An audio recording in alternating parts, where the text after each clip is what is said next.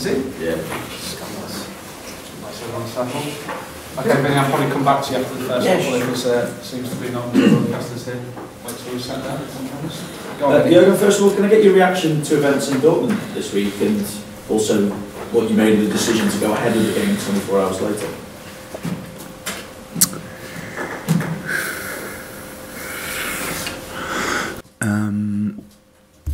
Well, first of all, I don't think it's what I say is too important for this, but how probably everybody can imagine, it was a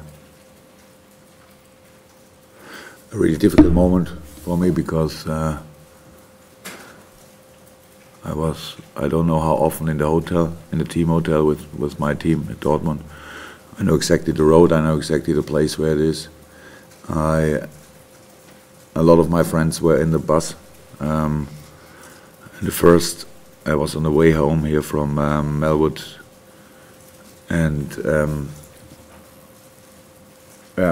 actually Matt called me and told me that something happened with the bus, and I tried immediately to get some information. It was strange. I was really concerned. I was scared for them, and then how it was for everybody. In the first moment it looked like, okay, a little bit of relief or not too serious. Then you've heard about the more information you could get, the more serious it got, and that was really difficult. I had, of course, contact with a few people, but I didn't want to bother them with my silly questions what I had, so I was waiting like all the rest of the world for more information. In the media, tried to watch everything I could watch, try to get the information I could get. And the last thing I thought in this moment about was the game, actually. Yeah, watched the game yesterday, and I can 100% understand both sides. So it was difficult to, first of all, to find another date in this really tight schedule, if you want to, because when did you want to have, or when would you want to play the game? But of course,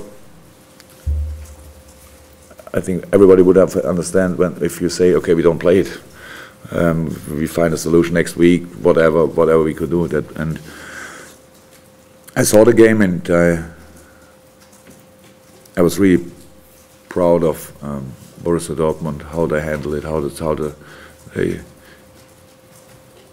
created this atmosphere. And again, the game was not too important, but of course when they then play the game, they try to be at their best. And then heard the interviews after the game, and then I saw the faces of my former players, and I saw the shock in their eyes, and that was really, really hard. So I forgot the game again immediately and only thought about them. So difficult, really difficult, but it's was a very serious thing, and that's pretty much all I can say about it. It's yeah, it will obviously take time to deal with it in a proper way, because I'm pretty sure if somebody of the people who made the decision afterwards would have been in the bus game, they wouldn't have played the game. So, but when you are not in a bus, I'm sure you cannot really imagine how it was exactly. And yeah, the game is over, so it's done. It was a football game, and now they have a few days to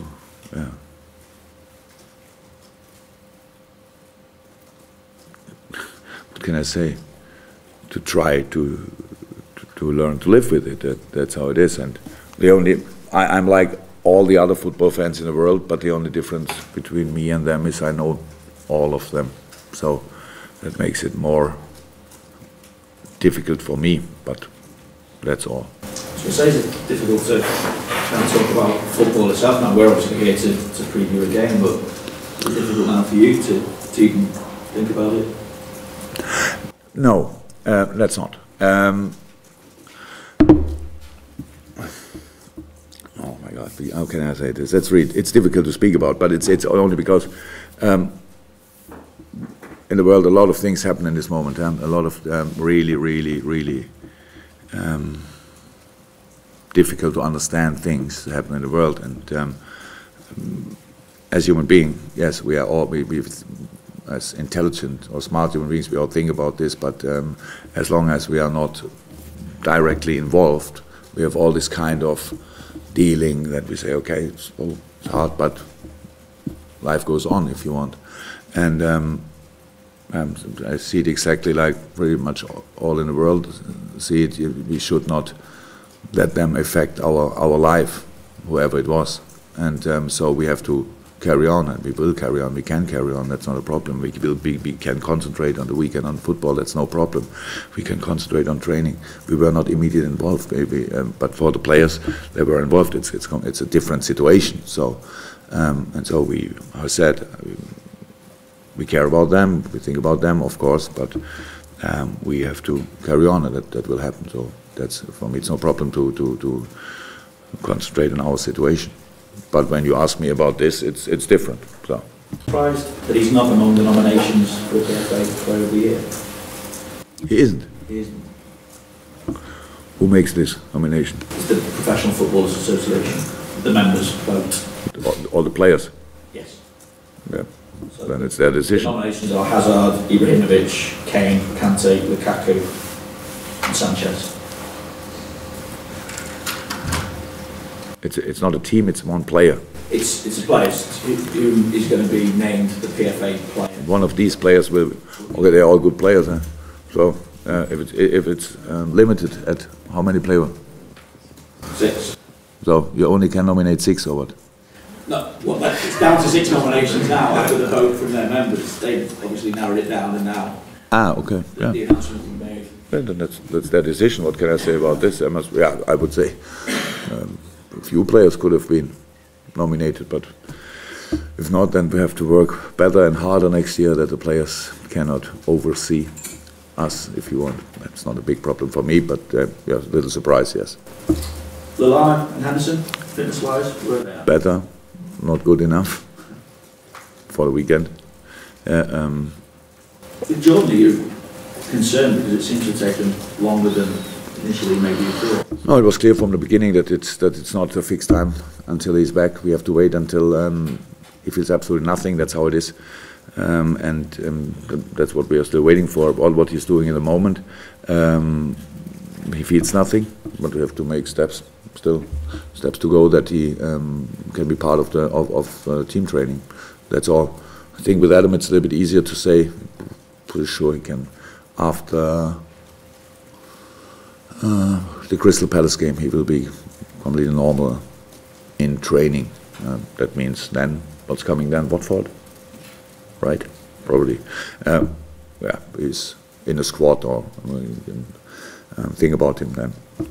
For the Watford game again, and with Jordan, it could be next week in training, it could be the week after. But I think we are in a good way with him also, and everything will be good. And I'm pretty sure he will have a few games in his days. I'll come back to you, Benny. Just going back to the Dortmund thing on John, but in terms of security here in England, do you ever have any concerns about how secure the team is? No, there's actually nothing to say about because how all of us we do everything we can do. So that's how it is. But obviously there are always a few people around who have new ideas, and can you be prepared for all the ideas around? I'm not sure. So, am I concerned? More than before, no. But how I said, that's in all parts of life. We only can give our 100%, and I'm sure everybody is doing this to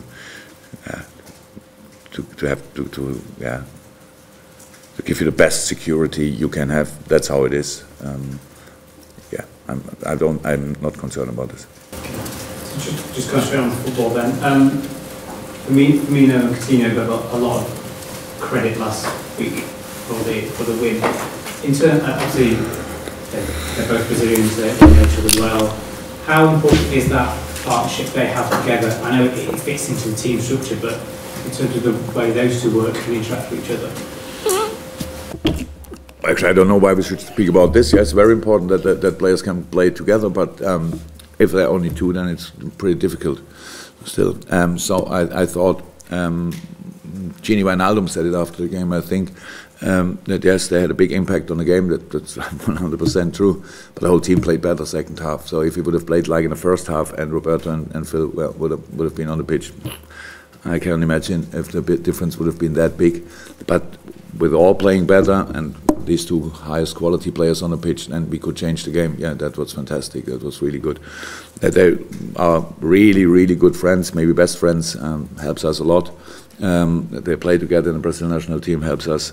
That they are both so unbelievably skilled helps us a lot. So, but again, if they would try to do it alone, no chance. So it's about fitting in the game, fitting in the team, and yeah, obviously they're that good that they would fit in nearly each team. So good to have them here. Anything else, Carl? You've got 63 points now. I know last week you said that you didn't think 65 would be enough to finish in the top four. Do you look at an eventual points target, or is it a case of one game at a time? No, I don't think about. I think it's what we can probably say. If we would win all the rest of the games, then we would be in the Champions League. I think it's pretty sure then, even when a few teams have less games than we have, but because they play a few different points against each other, so they cannot get all the points.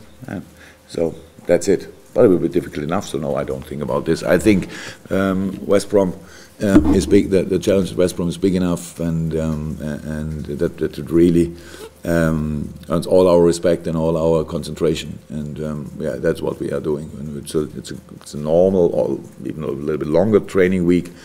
So we thought it makes sense to use it and to prepare really well on this game, and that's what we did. Yesterday, today, tomorrow, Saturday, so, and then going to West Brom and try to be at our best. I think we should be at our best because West Brom plays an outstanding season. Okay, the last two results, or maybe three results, but I heard something they didn't score or whatever, but yeah, nothing we should think about. We know about their qualities, we know about their style, we know that they are really experienced, maybe the most experienced team in the Premier League, so that's another thing. And they play at home. A lot of things which cause us work, but with nothing else to do, so we go there and we want to show again that we have really big targets this season, and we want to go for it, and that we really fight for the result. And if we can do this, then it's, well, then we have a chance, and that's for me the only thing I think about. And of those 63, 18 of them have come from losing positions.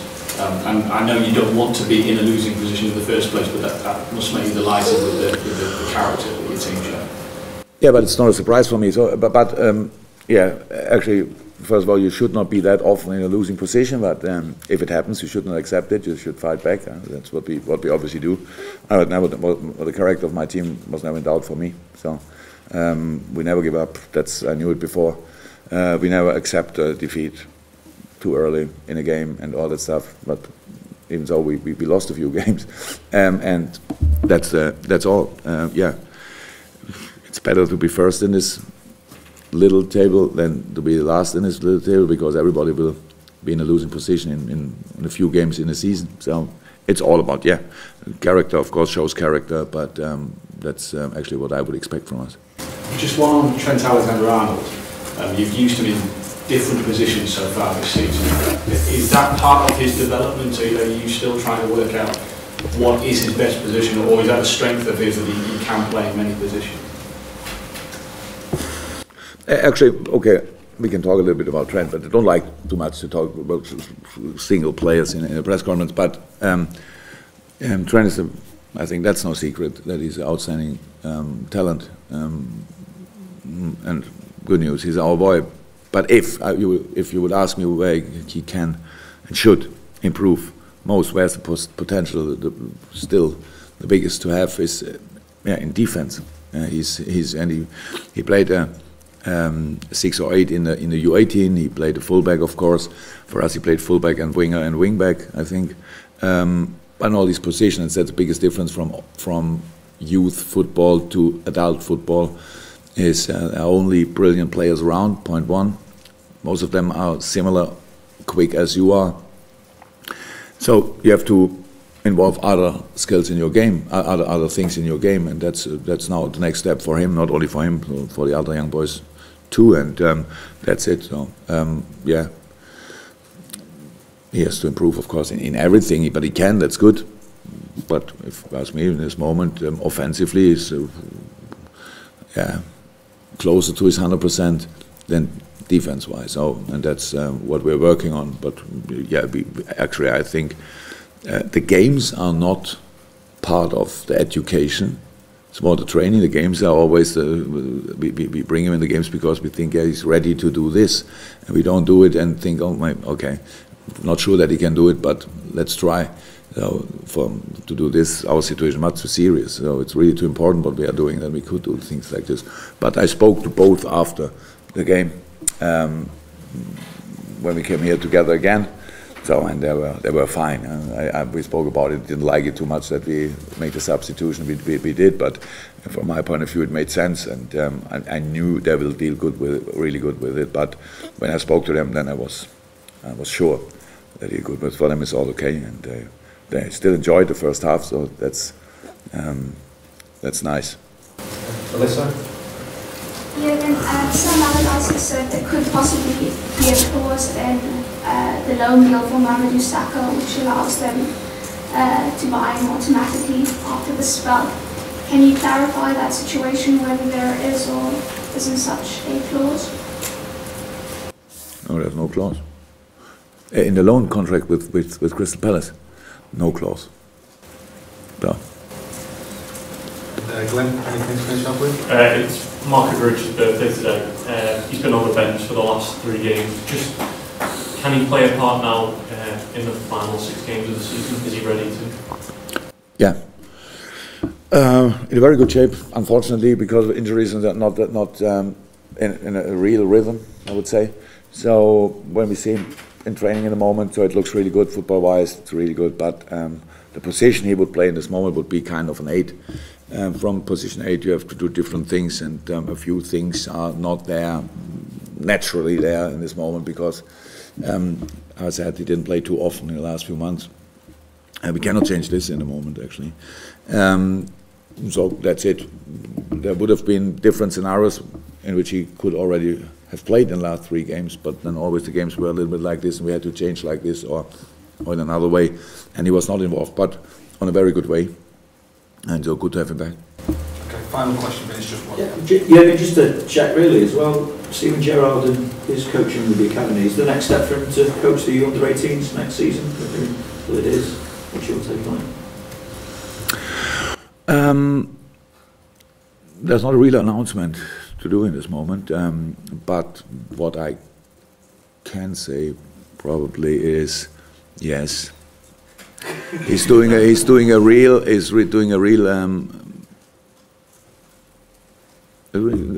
job in the moment at the academy, with his presence and everything, and being around and giving advice and leading little and bigger sessions and all that stuff. So they all enjoy it a lot, especially he enjoys it a lot. And yes, we will. He will be. Is it a manager in the youth also, or is it a coach then? Coach. It's a coach? So. Yeah. So he will be the coach of a youth team in next season, I'm pretty sure. But we will tell you exactly which and which team when we want to tell it. Thanks guys, thank you very much. Cheers, Jurgen. Welcome. Ladies into room 1 because Sundays will wait out and we'll following afterwards. So, yes, boss. Thank you.